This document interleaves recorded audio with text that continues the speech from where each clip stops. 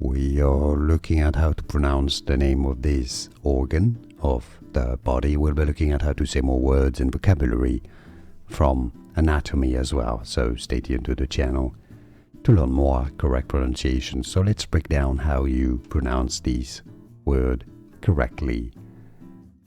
Intestine. Intestine, with a stress on that second syllable. Both British and American English are similar here, so it's fairly simple.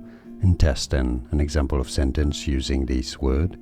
The intestine is a different organ than the stomach. Both serve the digestion.